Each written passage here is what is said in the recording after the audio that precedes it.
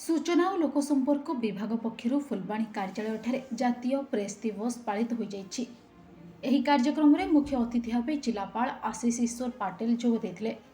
सम्मानित अतिथि भाव अतिरिक्त आरक्षी अधीक्षक ललित मोहन पट्टनायक, वरिष्ठ सांबादिक तथा आईनजीवी शिवप्रसाद त्रिपाठी, प्रेस क्लब सभापति तथा वरिष्ठ सांबादिक सुनील कुमार पट्टनायक जोग देथिले।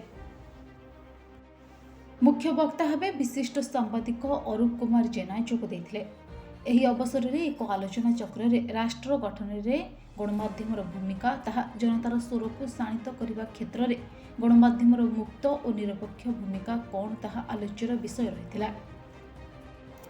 एथिरे मुख्य वक्ता भाव डॉक्टर अरूप कुमार जेना जोग देथिले।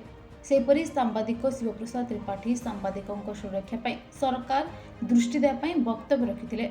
सांबादिक सुनील विश्वाल निज वक्तव्य सांबादिकों सुविधा सुजोग विषय कहिथिले।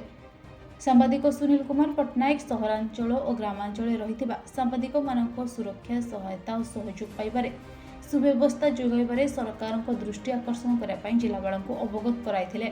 सांबादिक प्रशांत कुमार बेहरा सांबादिक मानक ने विभिन्न कार्यक्रम कले सांबादिकों अभिज्ञता बढ़िबा और अधिक आग्रही निज कर्तव्य निभाई पारिबे बोली मत रखिथिले।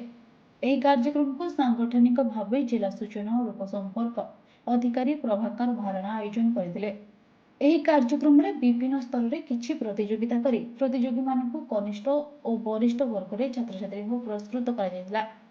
कार्यक्रम को सुचारू रूपे अशोक महांती परिचालना करने सह सुनील विश्वाल संपादन करथिले। कार्यक्रम को सुचारू रूपे अशोक महांती परिचालना करने सह सुनील विश्वाल संपादन करथिले। फुलबाणी अच्युतानंद सेठी सह ललित कुमार मल्लिक रिपोर्ट ओडिशा न्यूज।